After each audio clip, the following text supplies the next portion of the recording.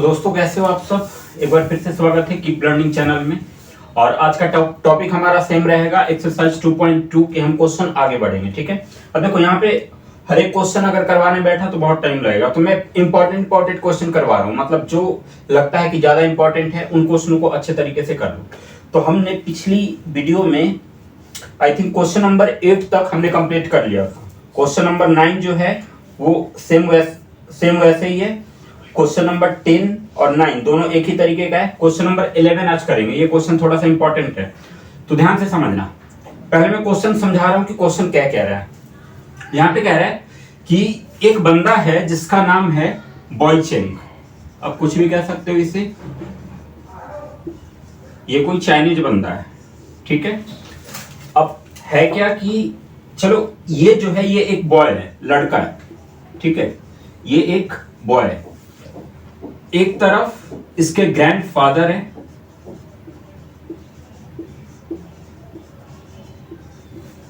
और एक तरफ इसके फादर है।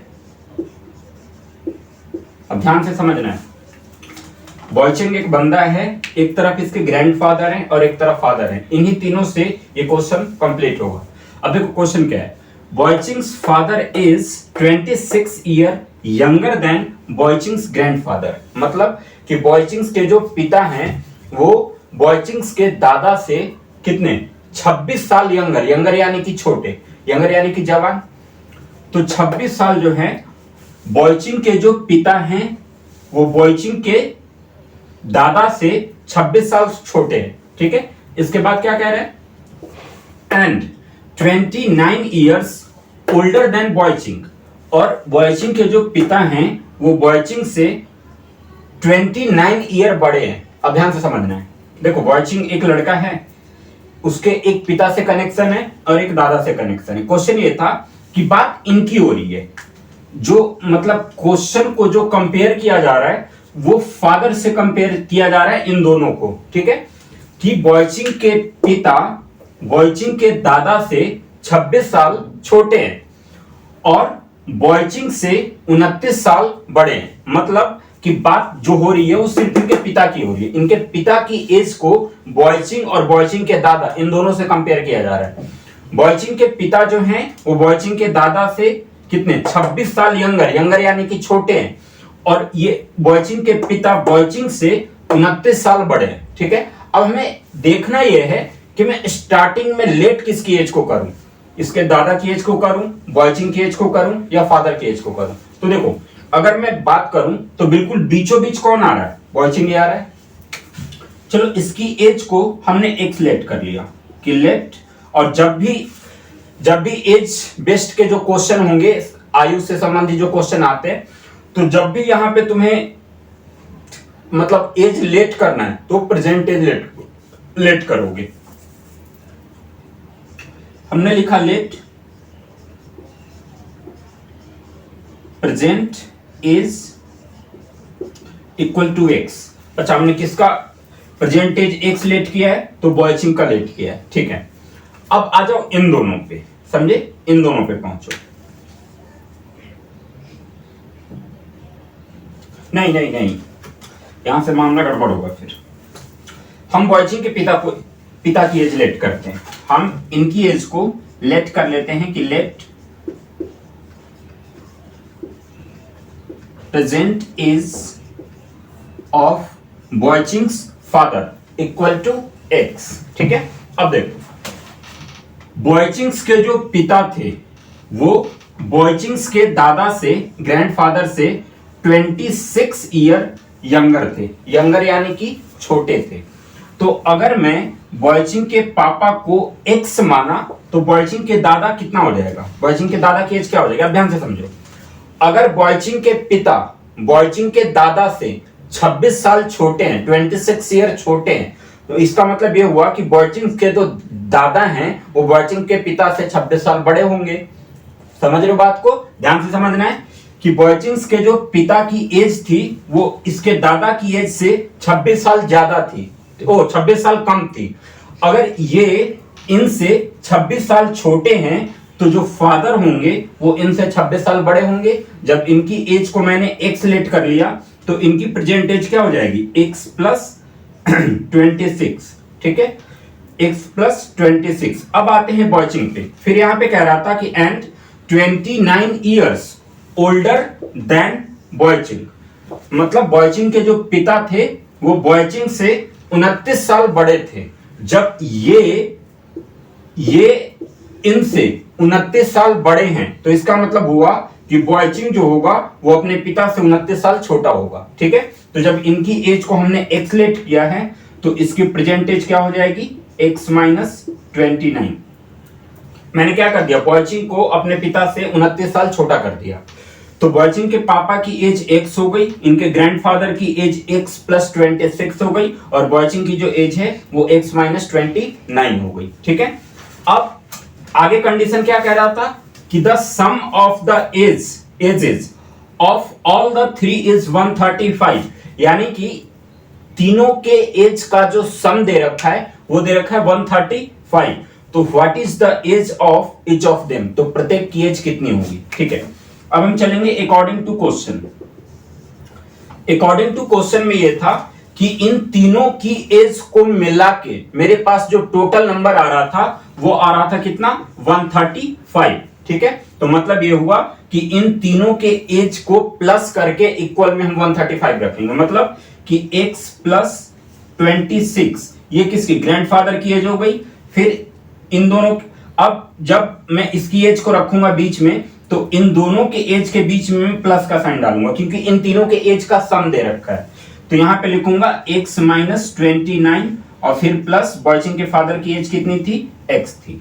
अब इन तीनों के एज के सम के बराबर में कितना रख दूंगा, 135, क्योंकि इन तीनों के एज का सम कितना दे रखा है, 135 दे रखा है। अब ध्यान दो, x यहां पे, x यहां पे और x यहां पे, तीनों x जो है वो प्लस में, तो प्लस कर देंगे x plus x plus x equal to कितना, 3x।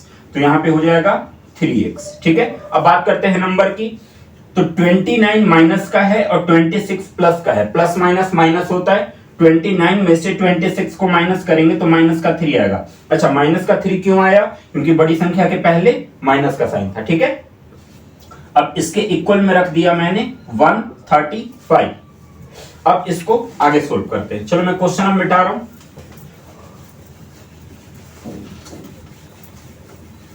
अब देखो क्या था, इक्वेशन बना था 3x माइनस 3 इक्वल टू 135। तो x की वैल्यू निकालने के लिए इन नंबरों को यहां से हटाना होगा। तो पहले प्लस माइनस का नंबर हटाते हैं, तो 3x यहां पे ऐसे ही रखा, इक्वल का साइन लगाया, इक्वल के तुरंत बाद 135 पहले से था तो इसको अपने जगह पे रखा, फिर -3 उधर जाके किसका हो गया, ये प्लस का हो गया। तो 3x इक्वल टू हो गया 5 और 3 को ऐड करेंगे 8, बाकी का 1 3, मतलब कि 3x इक्वल टू कितना हुआ, 138। अब हम ये x की वैल्यू निकालनी है, x के साथ जो 3 है इसका मल्टीप्लाई का रिलेशन बन रहा है, ये किसमें, मल्टीप्लाई में। तो जब 3 को हम इधर भेजेंगे तो डिवाइड में हो जाएगा, यानी कि x इक्वल टू हो गया 138 अपॉन में 3, और 3 से 138 को काटोगे तो 3 4 जा 12, रिमाइंडर 1 बचा, फिर 8 उतरा 18 हो गया, फिर 3 6 जा 18, यानी कि x की वैल्यू हो गई कितनी, 46, ठीक है। अब जब x की वैल्यू हमने 46 निकाल लिया तो जैसे जैसे इनके एज को लेट किया गया था वैसे वैसे इनकी वैल्यू पुट हो जाएगी।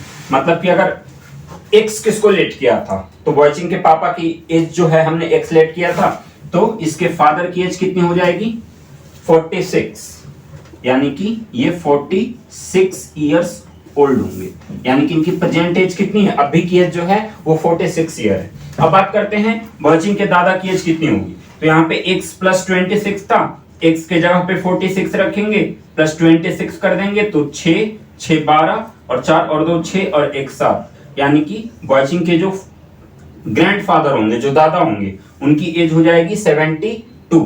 अब बाकी अब एज निकालनी है बॉयचिंग की, तो बॉयचिंग की एज कितनी थी, x माइनस 29, x का मान 46 आया, मैं से 29 को माइनस कर दूंगा तो कितना आ जाएगा, तो 16 में से 9 माइनस करेंगे 7, और ये बच गया 3, 3 में से 2 माइनस 1, यानी कि बॉयचिंग की जो एज होगी वो 17 ईयर हो जाएगी, ठीक है।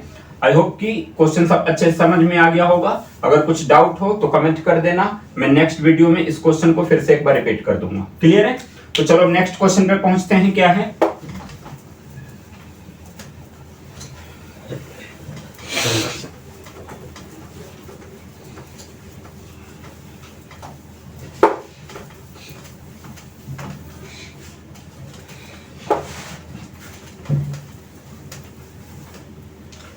ठीक है, अगला क्वेश्चन है फिर से एज से ही संबंधित क्वेश्चन है। एक क्वेश्चन एज वाला हमने समझ लिया, तो 12 क्वेश्चन आपको खुद करना है। ठीक है, क्वेश्चन अगर हो जाता है तो अच्छी बात है, नहीं हो पाता है, कुछ डाउट रह जाता है तो आप बता सकते हो, मैं नेक्स्ट वीडियो में इसे क्लियर कर दूंगा।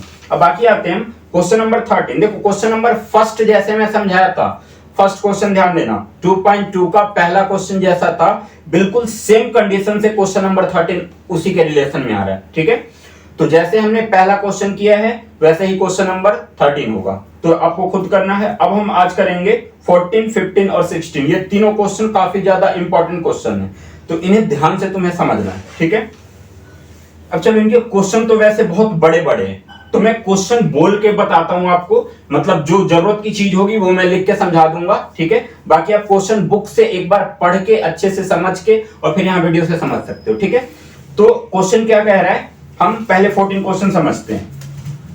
देखो 14 क्वेश्चन ये था कि Lakshmi is a cashier in a bank. Lakshmi एक बैंक में कैशियर का काम करती थी, मतलब कैशियर काउंटर पे बैठती थी, कैश काउंटर पे बैठती थी वो। ठीक है, C has currency note of dimension ₹100, ₹50, ₹10 respectively. अब जैसे वो कैश काउंटर पे बैठी हुई है तो उसके पास कुछ नोट है। अब वो नोट, कुछ नोट ₹100 के हैं, कुछ नोट ₹50 के हैं और कुछ नोट ₹10 के हैं। ठीक है, हमें ये नहीं पता, एग्जैक्ट वैल्यू नहीं पता कि 100 के कितने नोट हैं, 50 के कितने नोट हैं, 10 के कितने नोट हैं, मतलब समथिंग है, कुछ में है, और वो चीज हमें फाइंड करना होगा कि उसके पास 100 के कितने नोट थे, 50 के कितने थे और 10 के कितने थे, वो तो फाइंड करना है। तो फिलहाल उसके पास 3 टाइप के नोट्स हैं, ₹100, ₹50 और ₹10 की। ठीक है, अब आगे चलते हैं, क्या कह रहे हैं कि the ratio of the number of this notes is 2:3:5। तीनों नोट की जो रेशियो दे रखी है, जैसे ₹100 नोट था, ₹50 नोट था, ₹10 नोट था, तो इन तीनों को रेशियो में डिवाइड करके, मतलब रेशियो में दिया हुआ है कि ₹100 की रेशियो 2 है, 50 की रेशियो 3 है और 10 की रेशियो 5 दे रखी है। ठीक है, इसके बाद ये कह रहे हैं कि the total cash with Lakshmi is 4 lakh. अगर लक्ष्मी के पास टोटल 4 लाख रुपीस का कैश है तो how many notes of each dimension does she have. तो उसके पास प्रत्येक टाइप के कितने नोट हैं, मतलब कि ₹100 के कितने नोट हैं, ₹50 के कितने नोट हैं और ₹10 के कितने नोट हैं। चलो क्वेश्चन तो समझ में आ गया, तो अब एक बार फिर से समझते हैं कि लक्ष्मी नाम की एक कैशियर है। ठीक है, लक्ष्मी जो है एक कैशियर है एक बैंक में, ये कैश काउंटर पे बैठी हुई है। इसके पास 3 टाइप्स के नोट हैं, 3 टाइप्स ऑफ नोट हैं, पहला, दूसरा और तीसरा। फर्स्ट में है ₹100 का, सेकंड में है ₹50 का और थर्ड में है ₹10 का। मतलब कि इसके पास 3 टाइप्स के नोट हैं, ₹100 का नोट है, ₹50 का नोट है और ₹10 का नोट है। ठीक है, अब इनके रेशियो तुम्हारे पास गिवन है कि इनके जैसे इन नोट्स के जो नंबर तुम्हारे पास क्वेश्चन में जो अवेलेबल है, ये इन नोट्स के नंबर जो है वो रेशियो में अवेलेबल है, और रेशियो कभी भी परफेक्ट वैल्यू नहीं होता, हमें परफेक्ट वैल्यू निकालना पड़ता है। तो जैसे देखो इसकी रेशियो दे रखी थी कितनी, 2:3:5 में ये नोट है, तो 2:3:5।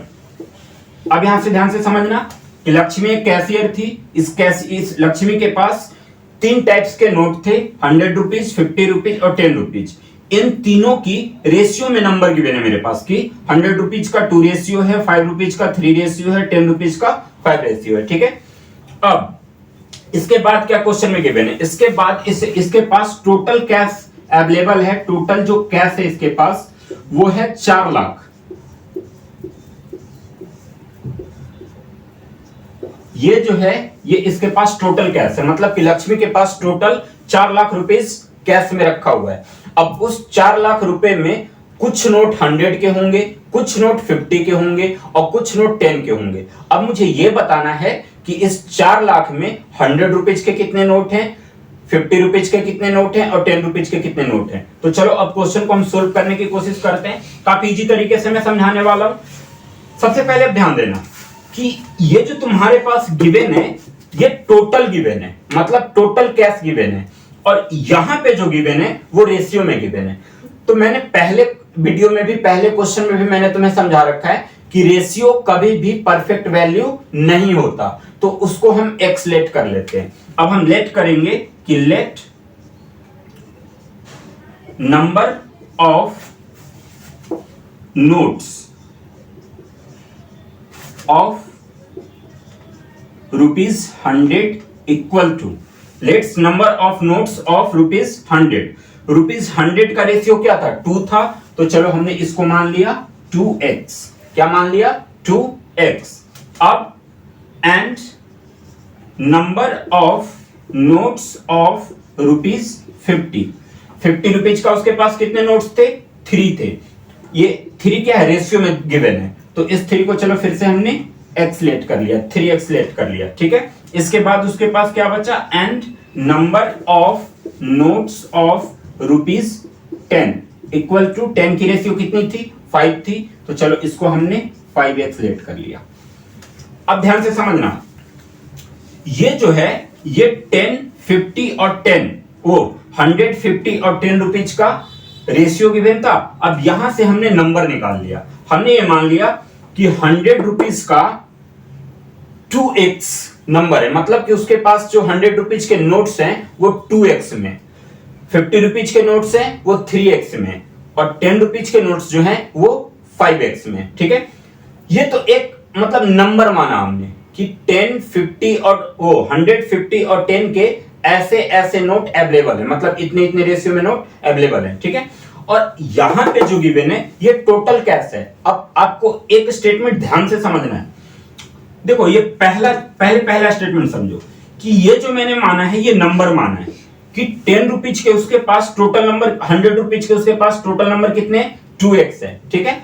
और यहां पे जो गिवन है वो टोटल कैश गिवन है, तो पहले इन तीनों को हमें टोटल वैल्यू निकालना पड़ेगा, इन तीनों का। जैसे देखो कि रुपीज ऑफ 100, ठीक है, number of notes of ₹100 equal to 2x, ठीक है। तो अब यहां पे जैसे पहले नंबर लिखा, अब यहां पे मैं टोटल नंबर लिखता हूं कि लेट, अब लेट हटा दो, चलो एक मिनट समझना। जैसे मान के चलो कि ये 3 स्टेटमेंट जो है, ये 3 है, ये पहले आपको उतारना है, ठीक है। उसके बाद अब जब आगे चलोगे तो फिर से 3 स्टेटमेंट आपको डालना होगा। वो क्या क्या डालना होगा, तो चलो यहां से हम लेट हटा देते हैं, क्योंकि लेट जो करना था वो तो हमने कर लिया। तो अब हम यहां पे रखते हैं total number of notes of ₹100। अब 100 का मुझे टोटल नंबर निकालना है, तो जो 2x रेशियो में था उसको 100 से मल्टीप्लाई कर दूंगा, तो क्या हो जाएगा, टोटल नंबर हो जाएगा। अब इसको एक एग्जांपल से समझ लो कि मान लो कि आपके पास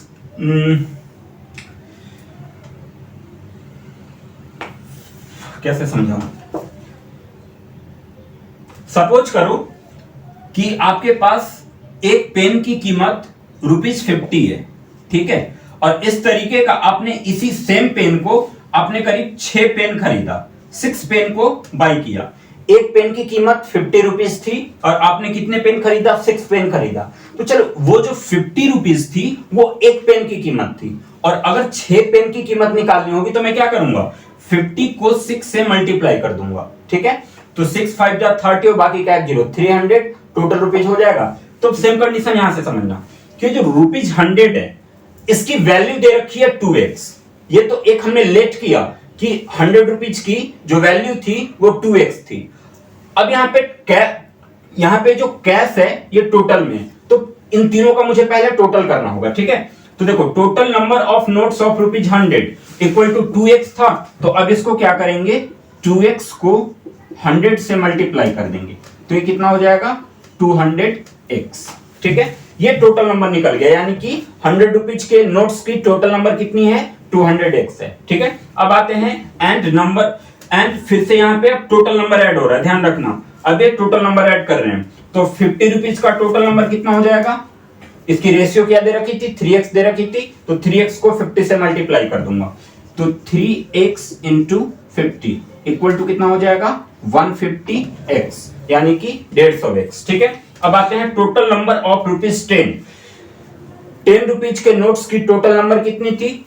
रेशियो तो इसकी 5x दी हुई है, तो हम 5x को 10 से मल्टीप्लाई कर देंगे, तो ये कितना हो जाएगा? 50x। अब देखो वहां पे 200x, 150x और 50x, ये जो तीनों नंबर आया ये मेरा टोटल नंबर आ गया। अब हम इसके बराबर इसको कर सकते हैं, क्योंकि इन्हीं तीनों नोट्स को मिला के उसके पास टोटल 4 लाख रुपए का कैश था। मतलब जो 4 लाख का कैश था, उस कैश में 3 टाइप के नोट इंक्लूड थे, 100 रुपीज के नोट्स, 50 रुपीज के नोट्स और 10 रुपीज के नोट्स। और इन्हीं तीनों को नोट्स को मिला के उसके पास टोटल जो कैश था वो 4 लाख का था। ठीक है, तो अब देखो तीनों नंबर की मतलब तीनों टाइप्स ऑफ नोट्स के हमने टोटल नंबर निकाल लिया कि 100 रुपीज के नोट्स की टोटल नंबर कितना था? 200x था। ₹50 नोट्स के टोटल नंबर कितना था? 150x था। और ₹10 के टोटल नंबर कितना था? तो 50x था। अब मैं क्या करूंगा, अगर इन तीनों को सम करूं, 200x, 150x और 50x, इन तीनों को अगर आपस में मिला दूं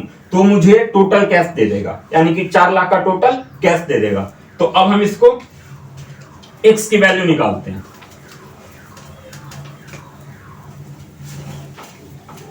अब समझना, 200x plus 150x plus 50x, और इसके इक्वल में क्या रखेंगे? चूंकि ये तीनों टाइप्स ऑफ नोट के टोटल नंबर है, और टोटल तीनों नोट को अगर मैं टोटल मिला दूं तो मुझे 4 लाख का कैश मिल रहा है, तो इसके इक्वल में मैं 4 लाख रख लूंगा। 3, 4, 5। ठीक है, अब इन तीनों को प्लस करो, 200 और 150 को प्लस करोगे तो कितना हो जाएगा? 350, और फिर 350 में 50 को प्लस कर दोगे तो 400, यानी कि ये हो गया 400x। ठीक है, इक्वल टू 4 lakhs।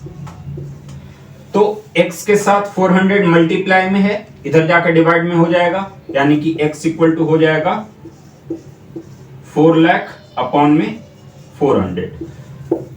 2 जीरो से 2 जीरो कट गया, 4 से 4 को 1 बार में काट दिया और बाकी के 3 जीरो बचा, यानी कि x की वैल्यू कितनी आ गई? 1000। अब देखो x की वैल्यू कितनी आ गई? 1000। तो x की वैल्यू हमने 1000 निकाल लिया। अब बारी आती है इन तीनों टाइप्स के नोट्स के टोटल एग्जैक्ट वैल्यू निकालने की, कि कितने कितने क्वांटिटी में नोट्स हैं। ठीक है, तो अब समझो,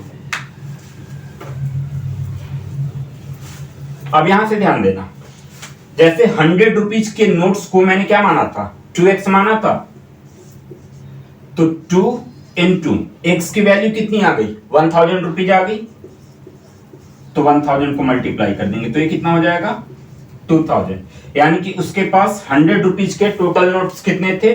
2000 थे। ठीक है, अब 50 रुपीज की वैल्यू हमने क्या मानी है? 3x मानी है, तो चलो इसकी एग्जैक्ट वैल्यू निकालते हैं। तो 3 into x के जगह पे फिर से 1000 रखूंगा, तो ये हो जाएगा 3000। मतलब कि उसके पास 50 रुपीज के कितने नोट्स थे?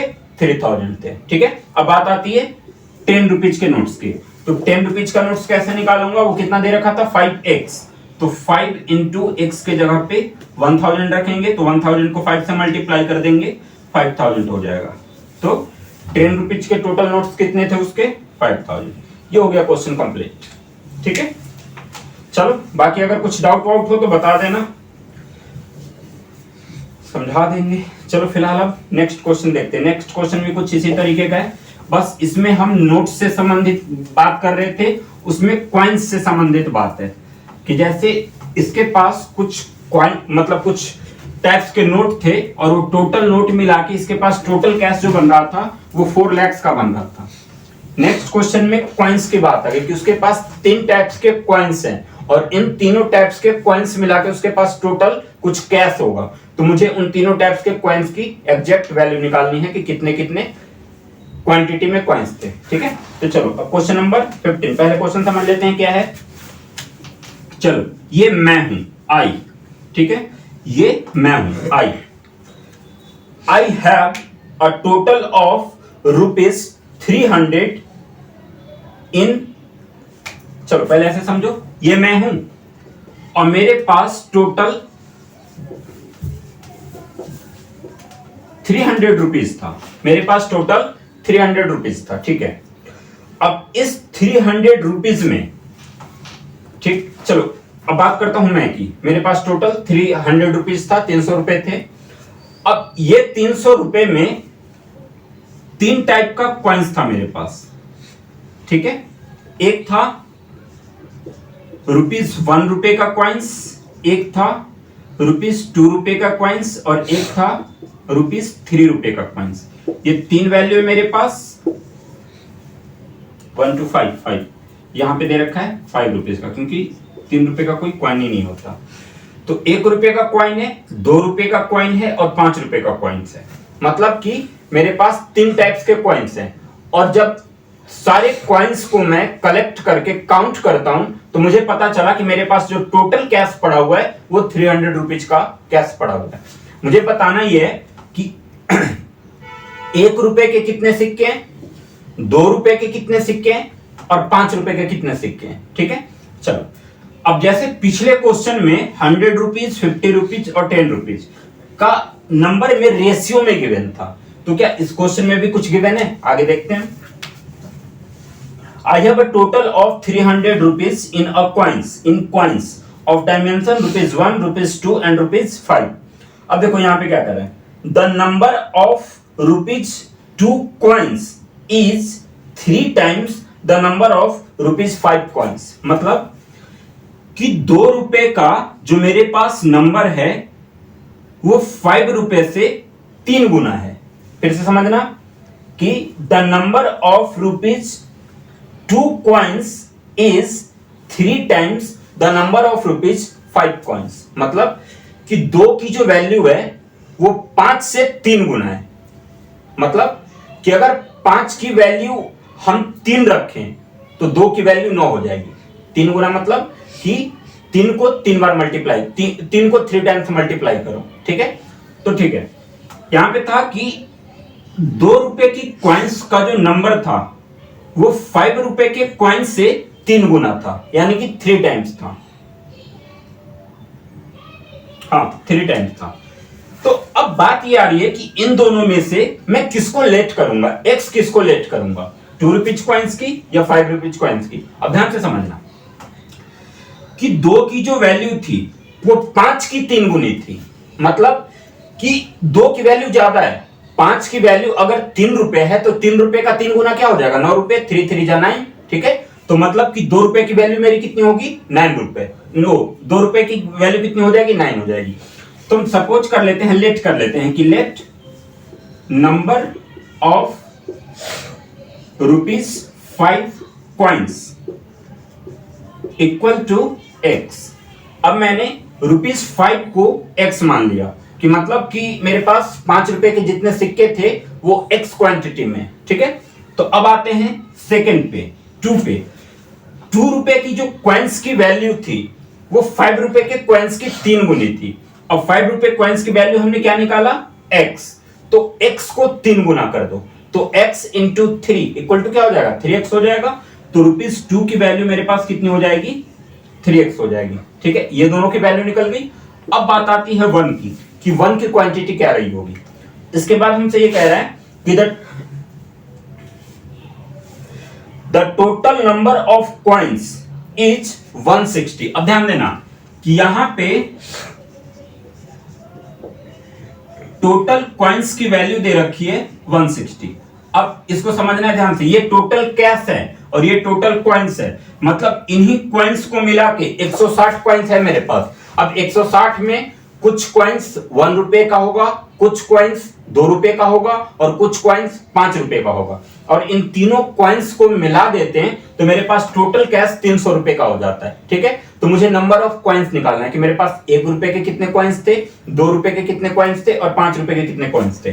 तो देखो टोटल कॉइन्स कितना दे रखा है, 160 दे रखा है। अब इस 160 में से 5 रुपए की कॉइन्स का नंबर x है और 2 रुपए के कॉइन्स का नंबर 3x है। तो 1 रुपए के कॉइन्स का नंबर क्या होगा। अब सपोज करो कि तुम्हारे पास 50 रुपए थे, ठीक है। इस 50 रुपए में से एक जगह तुमने 10 रुपए खर्च कर दिया, दूसरी जगह तुमने 20 रुपए खर्च कर दिया। तो टोटल तुम्हारे पास कितना बचा, टोटल वैल्यू कितनी बची। तो तुम क्या करोगे कि 20 और 10 20 और 10 को प्लस करोगे और फिर उसको 50 में से माइनस कर दोगे, तब तुम्हारा बचे हुए पैसे आ जाएंगे। तो सेम कंडीशन यहां पे था कि टोटल कॉइन्स मेरे पास 160 दिया हुआ है, जिसमें से 5 रुपीज के नंबर दे रखी है x, 2 रुपीज का नंबर दे रखा है 3x, तो 1 रुपीज का क्या होगा, तो मैं क्या करूंगा, टोटल में से इन दोनों को प्लस करके जितना आएगा उसको माइनस कर दूंगा, तो ₹1 का कॉइन्स आ जाएगा। क्योंकि इन्हीं तीनों कॉइन्स को मिला के 160 कॉइन्स मेरे पास बन रहा है, जिसमें से 2 का तो मैंने अलग अलग नंबर निकाल लिया, बचा 1 का। तो 1 का निकालने के लिए क्या करेंगे, उन दोनों को प्लस करके टोटल में से माइनस कर देंगे, तो 1 का निकल जाएगा। ठीक है, तो 1 रुपए का कॉइन्स कितना हो जाएगा, 160 माइनस 3x प्लस x। अब यहां पे ध्यान देना, टोटल नंबर ऑफ 160 था, 2 रुपए का कॉइन्स 3x था, 5 रुपए का कॉइन्स x था, तो इन दोनों को प्लस करके 160 में से जब मैं माइनस कर दूंगा तो मेरा 1 रुपए के कॉइन्स की वैल्यू आ जाएगी। ठीक है, तो 160 में से 3x और x यानी कि 4x हुआ, तो 1 रुपए के कॉइन्स का नंबर कितना आ गया, 160 माइनस 4x। ठीक है, अब देखो ये तो हमने वैल्यू निकाली, अब मुझे टोटल निकालना है क्योंकि कैश मेरे पास टोटल पड़ा हुआ है। तो जैसे पिछले क्वेश्चन में वैल्यू निकालने के बाद वैल्यू को अपने अपने उससे मल्टीप्लाई कर दिया, जैसे उसमें क्या था कि 100 रुपीज का मान हमने 2x माना था, तो 100 रुपीज की जब टोटल मान निकालना था तो 100 को 2x से मल्टीप्लाई कर दिया था, वो मेरा टोटल मान निकल गया था। तो सेम कंडीशन यहाँ पे कि 5 रुपए का अगर नंबर x है तो इसका टोटल कितना होगा, तो टोटल निकालने के लिए क्या करोगे, टोटल नंबर निकालने के लिए x को 5 से मल्टीप्लाई कर दोगे, तो ये कितना हो जाएगा, 5x। यानी कि मेरे पास टोटल नंबर ऑफ ₹5 कितना हो गया, 5x। ठीक है, अब 2 की टोटल नंबर निकालते हैं। अच्छा, 2 की वैल्यू कितनी है, 3x है, तो इसका टोटल कितना हो जाएगा, तो 3x को 2 से मल्टीप्लाई कर देंगे, तो फिर इसका टोटल नंबर निकालेंगे। Total number equal to 2 into 3x, तो 3 2 जा 6x, यानी कि 2 रुपीज का टोटल वैल्यू कितनी हो गई, 6x। ठीक है, अब बात करते हैं 1 रुपीज की। तो 1 रुपीज की टोटल वैल्यू कैसे निकलेगा, तो इसको टोटल निकालोगे, टोटल नंबर ऑफ ₹1 कॉइन्स, तो इक्वल टू, अच्छा ₹1 कॉइन्स की वैल्यू क्या थी, 160 माइनस 4x, तो हम यहां पे लिखेंगे 160 माइनस 4x। ठीक है, ये मेरी 1 की वैल्यू है और इसका टोटल निकालना है, नंबर कितना है, 1 है, तो 160 माइनस 4x को 1 से मल्टीप्लाई कर दो। तो अगर किसी भी संख्या को 1 से मल्टीप्लाई करते हैं तो सेम चीजें आती है, तो ये कितना हो जाएगा, 160 माइनस 4x। ठीक है, अब देखो तीनों का हमने टोटल नंबर निकाल दिया, ₹5 का टोटल 5x बना, ₹2 का टोटल 6x बना और ₹1 का टोटल 160 माइनस 4x बना। अब इन तीनों को अगर मैं सम कर दूं तो मेरा टोटल कैश निकल जाएगा, यानी कि इन्हें तीनों को सम करने के बाद मेरा टोटल कैश निकलेगा। टोटल कैश मेरे पास कितना पड़ा था, 300 रुपीज। तो अब हम इसका टोटल निकालते हैं। अब हम लिखेंगे now 5x plus 6x plus 160 minus 4x equal to 300। ठीक है, देखो ये 5 रुपए का टोटल नंबर आ गया था, टोटल क्वांटिटी आ गया था, ये 3 रुपए का टोटल क्वांटिटी आ गया था और ये 1 रुपए का टोटल क्वांटिटी आ गया था। और टोटल के बराबर में हमें टोटल ही रखना है, और 300 जो था वो टोटल कैश था। तो देखो टोटल के बराबर में टोटल हो गया। अब हम इसको सम करते हैं, तो पहले x वाले को सम कर दो, 5x प्लस का, 6x प्लस का और 4x माइनस का। तो पहले इन दोनों को सम कर लेते हैं, 6 और 5 कितना, 11x हो गया, में से 4x को माइनस कर देंगे और फिर 160। चलो 160 इधर प्लस का है तो उधर जाके क्या हो जाएगा, माइनस का, तो 300 माइनस 160। ठीक है, अब 11x में से 4x को माइनस करेंगे तो कितना आ जाएगा, 7x आ जाएगा, और 300 में से 160 को माइनस करेंगे तो 0, 4 और 140 आ गया। ठीक है, अब x के साथ 7 मल्टीप्लाई में है तो उधर जाकर डिवाइड में हो जाएगा, तो x इक्वल टू हो गया 140 अपॉन में 7, ये कट गया 20 बार में, यानी कि x की वैल्यू मेरी कितनी आ गई, 20 आ गई। x की वैल्यू 20 आ गई। अब जैसे जैसे हमने लेट किया था वैसे वैसे नंबर हमें पुट कर देना है। तो देखो 5x का मान x लेट किया गया था, तो x का मान 20 आया, तो 5 का नंबर कितना हो जाएगा, 20 आ जाएगा, यानी कि 5 रुपए के मेरे पास टोटल कितने कॉइन्स थे, तो 20 कॉइन्स थे। ठीक है, और 20 को, अब जैसे देखो 5 रुपए के टोटल कॉइन्स 20 थे। ठीक है, मतलब कि अगर 5 रुपए की टोटल में जैसे 5 रुपए के कॉइन्स की टोटल वैल्यू निकालूं, टोटल नंबर ऑफ रुपीज निकालूं तो कितना निकलेगा, मतलब कि 5 रुपए के मेरे पास 20 सिक्के थे, तो 20 को 5 से मल्टीप्लाई कर दो तो 20 पंजे 100, यानी कि 5 रुपए की टोटल नंबर कितनी हो जाएगी, 100 रुपीज। ये 100 रुपीज का हो गया। अब बात करते हैं 3x 2 रुपीज की। अच्छा, 2 रुपीज की कॉइन्स की वैल्यू कितनी थी, 3x, तो 3 इंटू एक्स के जगह पे 20 रखोगे इक्वल टू 60 हो जाएगा। तो 2 रुपए के टोटल नंबर मेरे पास कितने हैं, 2 रुपए के कॉइन्स के टोटल नंबर मेरे पास कितने हो गए, 60 रुपीज। अब इसके अगर टोटल कैश निकालना हो तो 60 को 3 से मल्टीप्लाई करोगे तो 63 जा 180, यानी कि ये 180 रुपए दे रहा है। ये 180 रुपए दिया, ये 100 रुपए दिया, ठीक है। 5 रुपए ने मुझे 100 रुपए दिया, 2 रुपए ने मुझे 180 रुपए दिया। अब बात करते हैं 1 रुपीज की। अच्छा, एक्स की वैल्यू 20 आई है और 1 रुपीज का नंबर कितना था, 160 माइनस 4x, तो 160 माइनस 4 इंटू एक्स के जगह पे 20 रख देंगे तो 160 माइनस 24 जा 80 हो जाएगा, और 160 में से 80 को माइनस करोगे तो कितना हो जाएगा, 80 हो जाएगा। अब इन तीनों को देख लो, 5 रुपए के जितने कॉइन्स थे उसने मुझे 100 रुपए दिया, 2 रुपए के जितने कॉइन्स थे उसने मुझे 180 रुपए दिया, और 1 रुपए के जितने कॉइन्स थे उसने मुझे 80 रुपए दिया। अब इन तीनों को मिला के 300 होना चाहिए।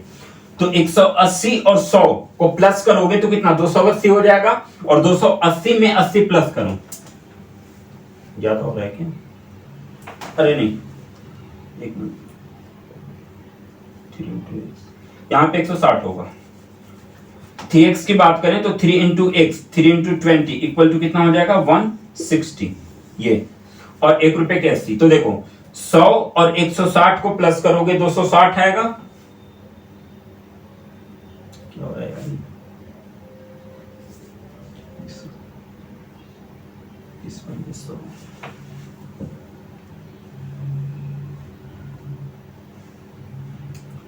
23 जा 160 और 80, यानी कि 1 रुपए के 80, 1 रुपए कॉइन्स 80 के क्वांटिटी में, 2 रुपए की कॉइन्स 60 रुपए के क्वांटिटी में, और 5 रुपए की कॉइन्स 100 रुपए की क्वांटिटी में। तो 0, 8 से 14, 140 बना।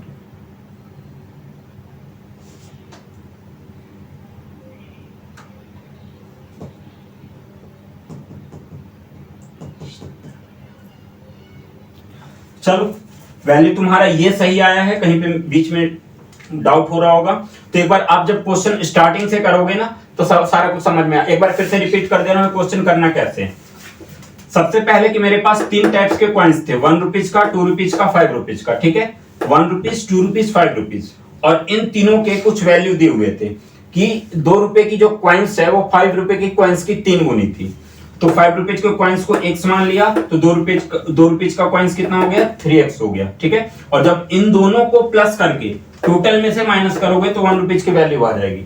ये तो हमारी वैल्यू आई, एक की वैल्यू आई। अब हमें टोटल निकालना है, तो टोटल निकालने के लिए जो जो वैल्यू तुमने माना था उनसे उनको मल्टीप्लाई कर दो। जैसे 5 रुपीज की वैल्यू x थी तो x को 5 से मल्टीप्लाई कर दिया, 5x, ये हमारा टोटल वैल्यू आ गया। फिर 2 रुपीज का वैल्यू 3x था तो 3x को 2 से मल्टीप्लाई किया, 6x, ये मेरा टोटल वैल्यू आ गया। और फिर 1 रुपीज का कॉइन्स जो भी था उसको 1 से मल्टीप्लाई किया तो 160 माइनस 4x, ये मेरा टोटल वैल्यू आ गया। इन तीनों के बराबर में 300 रखा, हाँ 300 रखा, तो यहां से इसकी x इक्वल टू 20 आ गया। अब जैसे जैसे तुमने वैल्यू पुट किया है वैसे वैसे इसकी वैल्यू पुट कर दोगे तो आंसर आ जाएगा। बीच में कहीं पे कुछ हल्का बहुत डाउट मिस्टेक हो रहा होगा, इस वजह से इसका एग्जैक्ट वेरिफिकेशन हो नहीं पा रहा है, ठीक है। तो बाकी आप घर पे कर लेना, अगर कुछ दिक्कत फिर भी आती हो तो बता देना, मैं आगे करवा दूंगा। चलो क्वेश्चन नंबर 16 इसको आज खत्म कर देते हैं।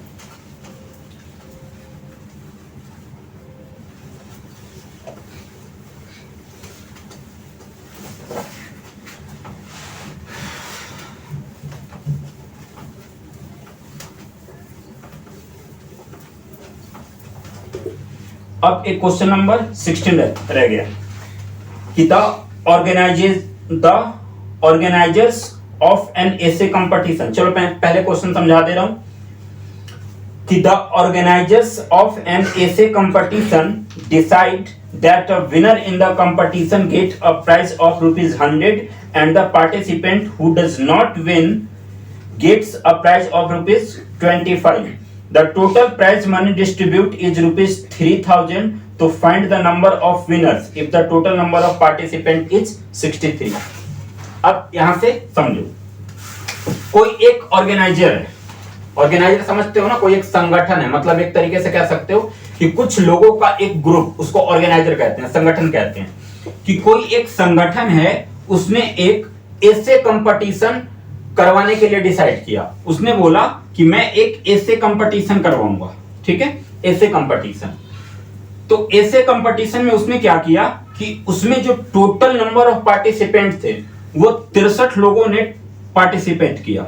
मतलब कि इस कंपटीशन में टोटल 63 स्टूडेंट ने क्या किया, पार्टिसिपेट किया, ठीक है। अब इसके कंडीशंस क्या थे कि जब पार्टिसिपेट हो रहा है तो जाहिर सी बात है कि इसमें कोई जीतेगा तो कोई हारेगा, कोई जीतेगा तो कोई हारेगा।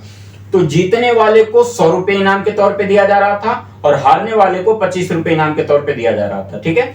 तो जब ऐसे कंपटीशन पूरा खत्म हो गया तब हमने देखा कि हाँ इतने बंदों ने जीत लिया, इतने बंदों ने हार लिया। तो फिर सबको मैंने जब टोटल प्राइज मैंने बांट दिया, तो बांटने के बाद जब मैंने काउंट किया कि मेरे जेब से टोटल कितने प्राइज बटे, तब मुझे पता चला कि मैंने 3000 रुपीज का टोटल प्राइज बांट दिया हूं। यानी कि जो मेरा टोटल प्राइज है, टोटल प्राइज, उसकी वैल्यू दे रखी है ₹3000, ठीक है। मतलब कि 3000 टोटल मैंने प्राइज बांटा। अब मुझे यह बताने हैं कि उसमें से कितने बंदों ने जीता था और कितनों ने हारा था, मतलब विनर की संख्या और लूजर की संख्या, इन दोनों की वैल्यू फाइंड करनी है। अब चलो एक बार ध्यान से समझते हैं। जैसे देखो, ऐसे कंपटीशन में टोटल कितने स्टूडेंट ने पार्टिसिपेट किया, तो 63 स्टूडेंट ने पार्टिसिपेट किया। अब इसी 63 में से कुछ बंदे ऐसे होंगे जो विनर होंगे, ठीक है, और कुछ बंदे ऐसे होंगे जो लूजर होंगे। लूजर का मतलब लूजर नहीं, लूजर सही नहीं है लिखना, नॉट विनर लिख दो, नॉट विनर, ठीक है। अब इसमें से दो ही टाइप के लोग निकलेंगे ना, एक जीतने वाले और एक ना जीतने वाले, ठीक है। अब टोटल वैल्यू 63 है, इसमें से मैंने दो टाइप के लोग को निकाल दिया। अभी इन दोनों की कुछ ना कुछ नंबर भी तो होगी, तो हम चलो नंबर लेट करते हैं, ठीक है। हम सबसे पहले विनर की नंबर लेट कर लेते हैं कि let number of winner equal to x. ये x जो है, ये x क्या है, पार्टिसिपेंट की नंबर है कि x लोगों ने इस पार्टिसिपेंट में कंपटीशन को जीत लिया, ठीक है। तो अब देखो 63 में से x लोग विनर थे, तो लूजर कितने हुए, मतलब x लोगों ने कंपटीशन को जीता, तो नहीं जीतने वालों की संख्या कितनी हो जाएगी, तो टोटल में से जीतने वाले की संख्या माइनस कर देंगे, तो बाकी के जो बंदे बचेंगे वो नहीं जीते थे, ठीक है। अब टोटल वैल्यू मेरे पास 63 थी, जिसमें से x बंदे जीत गए, तो नहीं जीतने वालों की वैल्यू कितनी हो जाएगी, तो 63 माइनस x। आ गया समझ में। अब दोनों के नंबर अलग अलग हमने फाइंड कर लिया कि जीतने वाले x थे और ना जीतने वाले 63 माइनस x थे, ठीक है। इसके बाद जीतने वाले को 100 रुपए प्राइज दिया जा रहा था। सोचो कि जीतने वाले की total value x rupees x number दे रखा है, मतलब कि x लोगों ने जीता था कंपटीशन। तो एक लोग को अगर 100 रुपए दिया जा रहा है तो x लोग को कितने रुपए दिया जाएगा, तो 100 को x से मल्टीप्लाई कर देंगे, तो ये जीतने वाले लोगों की टोटल प्राइज हो जाएगी कि हाँ टोटल x लोग जीते और प्रत्येक बंदे को 100 रुपए दिया गया। तो चलो एक बंदे को अगर 100 रुपए दिया जा रहा है तो x बंदे को कितने रुपए दिया जाएगा, तो x को 100 से मल्टीप्लाई कर देंगे। तो अब हम यहां पे लिखेंगे कि total price give to winner, given to winner equal to x था, विनर की संख्या कितनी थी, x थी, और विनर को कितने रुपए दिया जा रहा था, 100 रुपए दिया जा रहा था, तो x को 100 से मल्टीप्लाई कर देंगे, तो ये कितना हो जाएगा 100x। क्लियर हुआ कि 100x से टोटल प्राइस बटा जीतने वाले को, ठीक है। अब जो नहीं जीते, नॉट विनर जो थे, वो कितने थे, 63 माइनस x।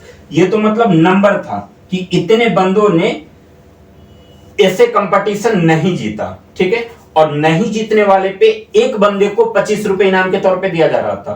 तो इतने लोगों को कितने पैसे दिए जाएंगे, मतलब एक बंदे को अगर 25 रुपए दिया जा रहा है तो 63 माइनस एक्स बंदे को कितने रुपए दिए जाएंगे, तो 63 माइनस एक्स को 25 से मल्टीप्लाई कर दूंगा, तो फिर यहां पे लिखूंगा total price given to not winner equal to, अच्छा इनकी वो क्या होगी, क्वांटिटी क्या हो जाएगी, तो 25 into 63 minus x, 25 into 63 minus x.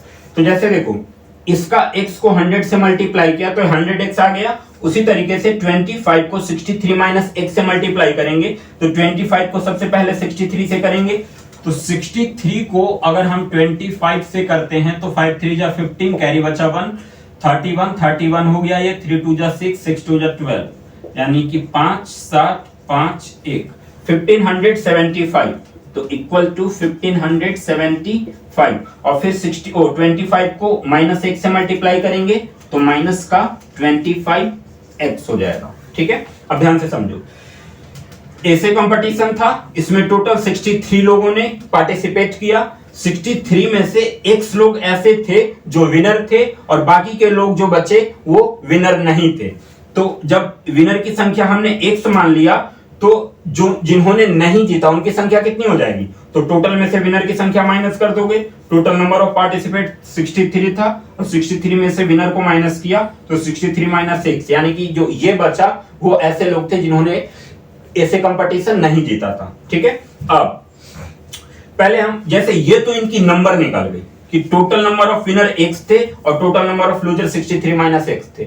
अब विनर को 100 रुपए दिया गया इनाम, एक बंदे को अगर 100 रुपए दिया जा रहा है और टोटल बंदे मेरे पास x है तो x को 100 से मल्टीप्लाई करूंगा तो 100x हो जाएगा, मतलब ये मेरा टोटल प्राइस हो गया विनर का। उसी तरीके से अगर एक बंदे को 25 रुपए दिया जा रहा है, जो विनर नहीं है उनको एक बंदे पे 25 रुपए का खर्चा आ रहा है, तो इन पे कितना आएगा, अब एक बंदे को 25 रुपए दिया जा रहा है तो 63 माइनस एक्स को कितना दिया जाएगा, तो 63 माइनस एक्स को 25 से मल्टीप्लाई कर देंगे तो कितना आ गया 1575 माइनस 25x।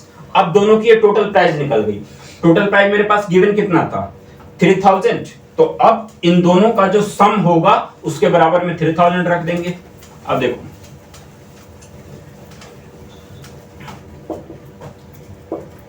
100x ये विनर की टोटल प्राइस थी प्लस लूजर की प्राइस कितनी थी 1575 माइनस 25x। ठीक है,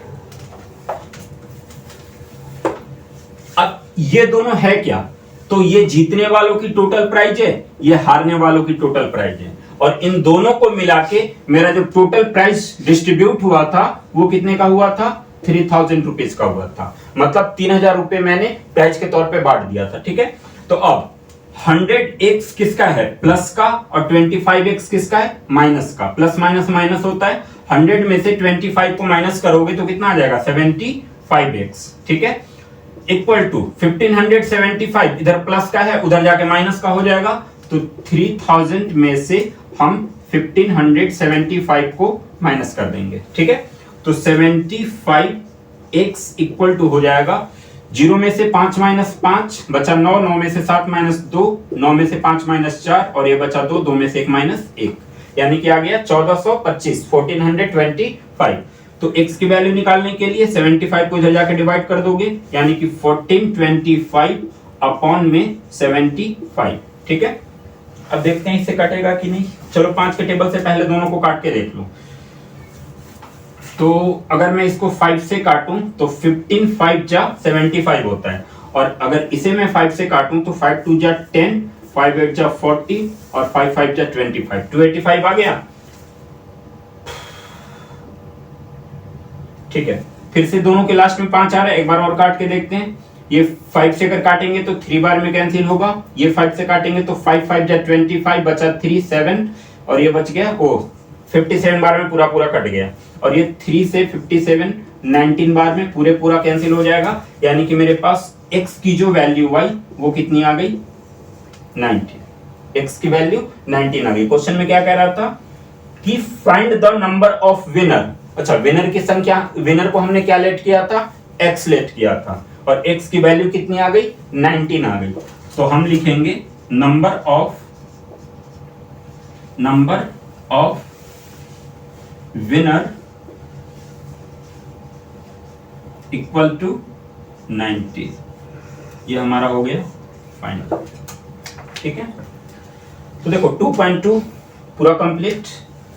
अब बाकी के आगे के जो एक और चैप्टर है जिसमें वर्ड प्रॉब्लम बेसिस क्वेश्चन है, तो फिर हम आगे देखेंगे। फिलहाल 2.2 को अच्छे तरीके से बिल्कुल कंप्लीट कर लो। देखो यहाँ पे तुम्हें क्वेश्चन को मैं याद करने के लिए नहीं बोलूंगा कि हाँ क्वेश्चन हम रट रहे, नहीं, इतना ओपनली तरीके से मेरा समझाने का मकसद यह था कि स्टेटमेंट को समझो और उसे करने की कोशिश करो, समझे? नहीं तो फिर क्या होगा, ये प्रॉब्लम लाइफ टाइम रहेगी। जब तक तुम स्टेटमेंट को समझने की कोशिश नहीं करोगे, अपने आप कभी समझ में नहीं आएगा। तो धीरे धीरे तुम्हें आदत डालनी होगी। क्वेश्चन पढ़ो, क्वेश्चन समझो, फिर सॉल्यूशन में लग जाओ, सारे क्वेश्चन बड़े प्यार से हो जाएंगे। ठीक है, तो फिर नेक्स्ट वीडियो में देखते हैं, कोई और एक बढ़िया सा टॉपिक लेके आता हूं। फिलहाल 2.2 हमारा कंप्लीट हो चुका है। तो अगर सारा कुछ समझ में क्लियर तरीके से आ गया हो तो अच्छी बात है। अगर कहीं पे कोई डाउट रह गया हो तो कमेंट में बता सकते हो, मैं दोबारा इसको वीडियो बना के सारे डाउट को क्लियर कर दूंगा। ठीक है, बाकी चैनल को लाइक सब्सक्राइब करना बिल्कुल ना भूले, शेयर जरूर करो ताकि और लोगों की भी मदद हो जाए। ठीक, चलो फिर अब मिलते हैं नेक्स्ट वीडियो में।